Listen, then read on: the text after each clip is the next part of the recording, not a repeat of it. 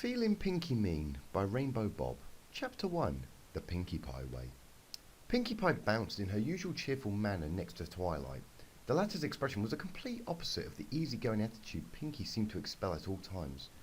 A frown ringed with worry lines and bags under her eyes made up her appearance, while Pinkie remained wide-grinned and as light-hearted as ever. "So, Twilight, what did you need me for again?" Pinkie asked her friend, circling her in an impressive show of bouncing abilities, occasionally using her own head to propel herself from the ground. "You sounded really urgent back at the bakery. Oh, by the way, can we hurry this up? Mrs. Cake needs my help later because we're having a super-duper big order of banana, macadamia, nut, double chocolate chip cookies. Oh, have you tried those?" "Pinkie, please," Twilight muttered under her breath. "This will only take a few moments. I just need your assistance with something really important." Pinkie suddenly began backpedaling in front of Twilight, still walking while looking face to face with the alicorn. How important? Ponyville is doomed important? Equestria is doomed important? The world is doomed important? The entire universe is doomed important? Well, which is it? Pinkie asked, her nose pressed against Twilight's. Twilight backed away slightly from Pinkie's wide-eyed face. Well, kind of. I think the Equestria is doomed part. Not sure about the world, and the universe is just pushing it. Then what are we waiting for? To the library! Pinkie shouted, pointing her hoof in the air. Dramatic pose while on two hooves. She held the pose for a couple of seconds, then dropped back to all fours and whispered in Twilight's ear.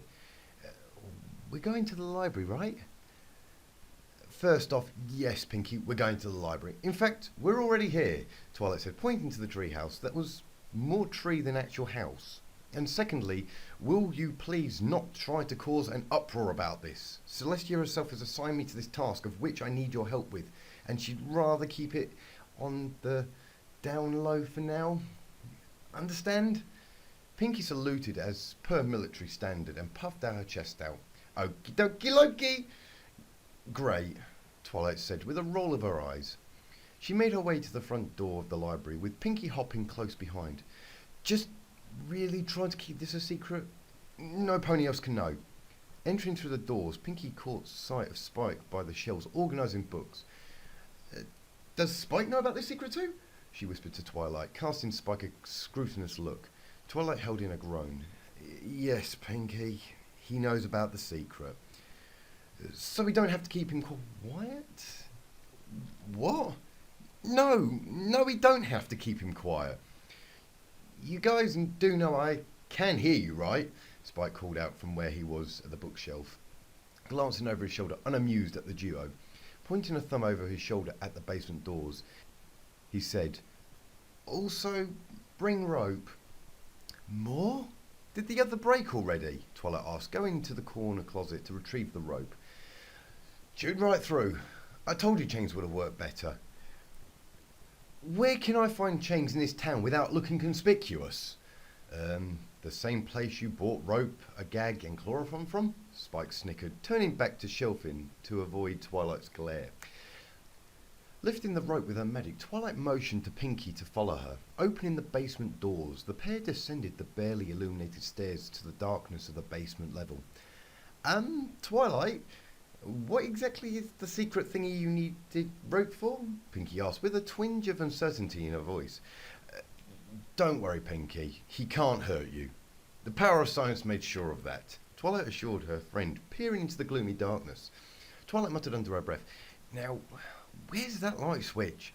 Pinkie backed up slowly, recalling the last time she was in the basement, which involved Twilight hooking her up to a machine to read her brain. Her mouth tasted like the inside of a toaster for a week after that. Suddenly, Pinkie's backside hit cold iron bars, letting a squeal escape her lips. She turned quickly to avoid whatever she'd just walked into. Heavy breathing could be heard in the shadows, directly before Pinkie. A low growl was audible, along with shuffling as something moved closer to the mare. "Twilight? What was down here again?" Pinkie stuttered. A vile green glow appeared before her. Two demonically crimson orbs shone with an evil intent as a vicious purple haze sprouted out the sides. The growling became a full-on snarl, filled with a sinister implication. Ah, here's the light switch! Bright lights from overhead flashed on, illuminating the basement fully. Pinkie closed her eyes at the sudden bright lights, squinting as they adjusted from utter darkness. A hiss sounded, along with a few muttered curses as well. I thought I told you to keep the lights off. A gruff voice called out in anger, directed solely at Twilight. Rolling her eyes, Twilight unbundled the pile of rope she dropped on the ground and moved closer to the large iron bar cage that now made up the centre of the basement. And I thought I told you I don't care, Twilight said with a bit of a snark. Pinkie followed the new voice to its source, her eyes widening at the sight before her.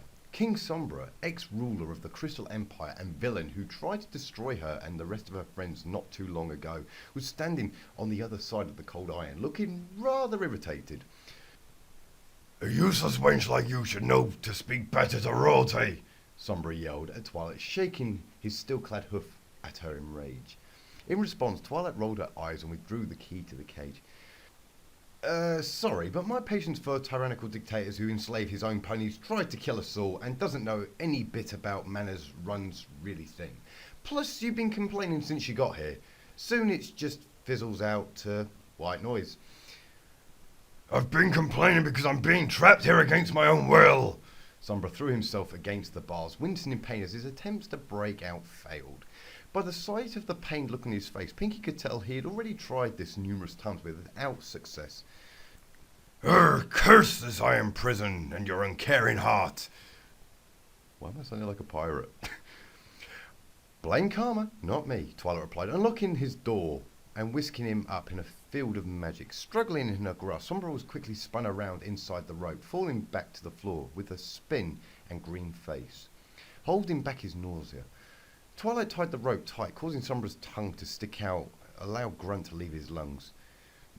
And try not to chew through these as well, Twilight told him, turning back to Pinkie Pie. This is the big secret I was talking about, by the way. Pinkie tilted her head, looking over the struggling Sombra on the ground. You kidnapped Sombra and locked him in your basement? Pinkie asked, her initial fear replaced with curiosity as she peered through the bars. Yeah, wait, no, I didn't kidnap him. Pinkie Pie rubbed her chin. But doesn't tying him up against his will and throwing him into a locked iron cage count as kidnapping? No, yes, never mind, Twilight sighed, running her hoof through her mane. Listen, just don't tell any pony he's down here, okay?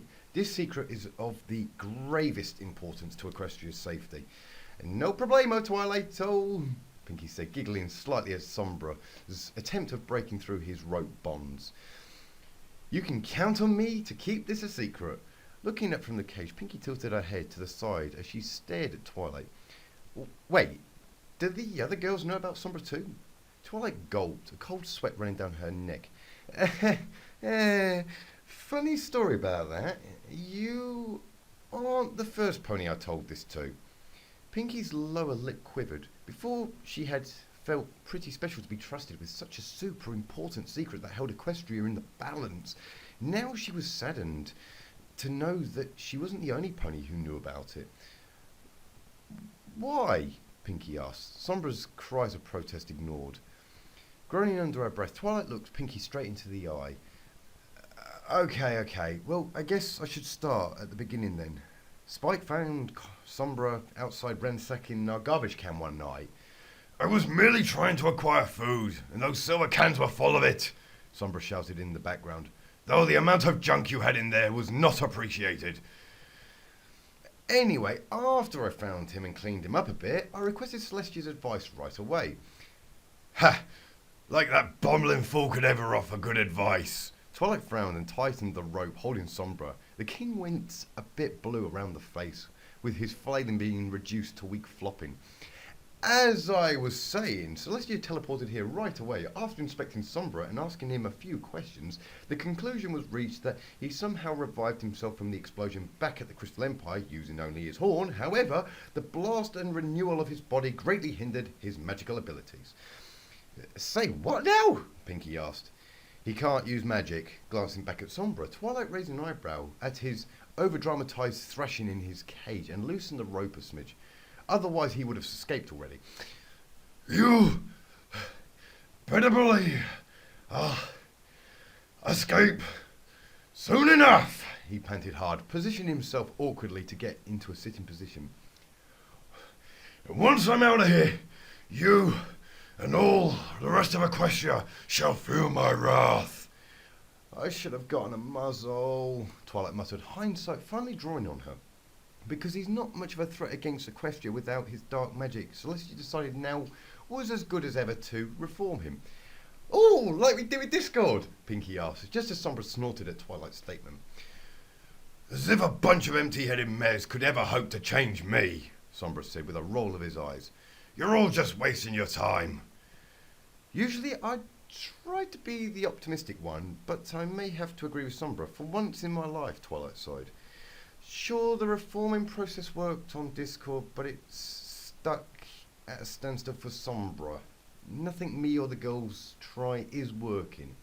Sombra smiled triumphantly. You're all spineless dolts that have no chance of ever reforming me. Once my magic is back, vengeance shall be mine, and... Will you please just cut it out with the vengeance speeches? Twilight implored, holding a hoof to her temple to fight back a migraine.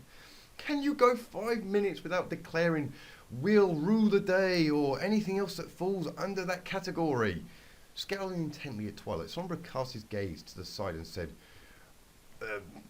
Only if the delicious treat you call ice cream is to be delivered to me, in all due haste. Ice cream? Pinkie repeated, staring at Twilight with a questioning look. Twilight shrugged. Apparently they didn't have ice cream 1,000 years ago, or many other modern things. He freaked out the first time I turned on a light bulb in front of him. I did not freak out, Sombra protested.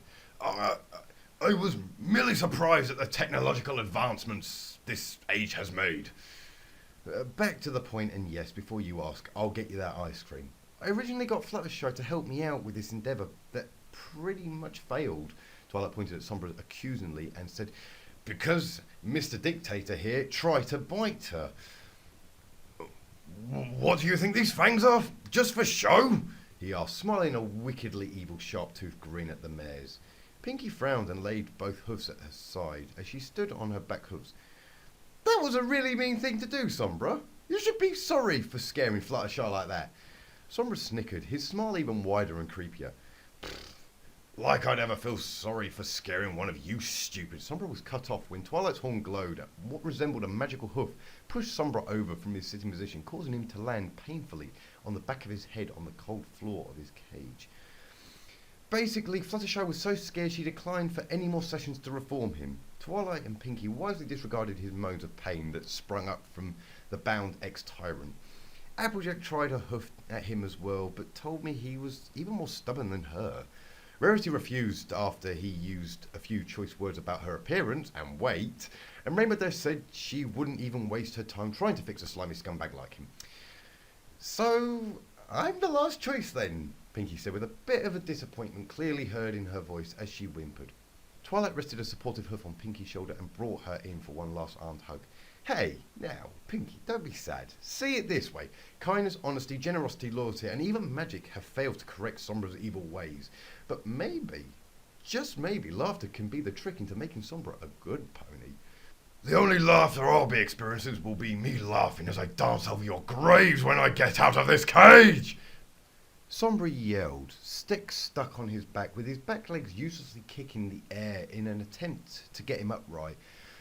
So the entire fate of Equestria rests in my hooves, Pinkie said, ogling at her pink limbs. Well, not exactly, Twilight shrugged, patting Pinkie's in motivation. I mean, sure, all of Equestria is dependent on you to reform Sombra. He just seems kind of helpless, though. Anyway, up to the challenge?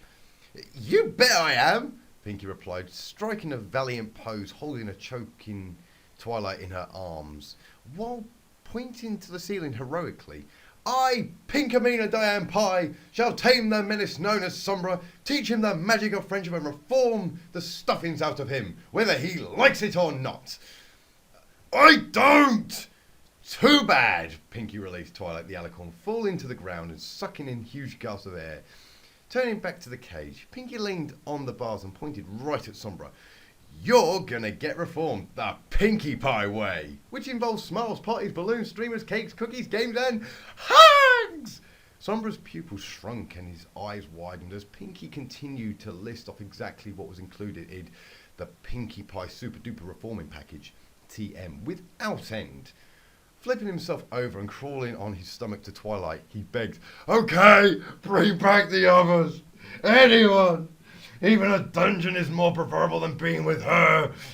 Twilight smiled weakly, rubbing at her sore neck from Pinkie's surprisingly high strength. Too bad, Sombra. She's your only ticket at freedom at this point. Don't screw it up. Just wait until I get my powers back. Sombra threatened, his green glowing gaze growing brighter for a short moment. Then you'll pay. We'll see, Twilight replied, a brief shudder of fear running down her spine as she picked herself from the ground. But in the meantime, do try to be a gentle stallion, even if you don't know how. After Pinkie listed off the bonuses and prizes her reforming package included, she went to Twilight's side and moved her inexplicably huge grin inches from the other mare's face. So, Twilight, what's my first mission to reform Sombra? Twilight glanced back at Sombra. How about you get that ice cream I promised Sombra before? Ooh, excellent idea. I can spoon feed it to him like a foal. That'll be our first trust exercise. With a trail of dust outlining her figure for a few moments, Pinkie was gone, speeding away to the nearest source of sugary dairy delights for the treat-loving ex-king. I'll just leave you alone then before Pinkie gets back, Twilight told Sombra, smirking victoriously as she made her way up the stairs, looking over her shoulder to stare down at him. A dark frown overcame his face. Just remember, Sombra, if you try to hurt Pinkie, like you did with Fluttershy, a rope and a cage will be the least of your problems. Twilight left with a slam of the door, leaving Sombra in a brightly lit basement to sit on his stomach in a really uncomfortable position to wait for the pink menace to return. So this is Tartarus, Sombra reflected, staring up at the door with a mix of dread and anxiousness for the delectable treat known as ice cream. Much pinker than I imagined.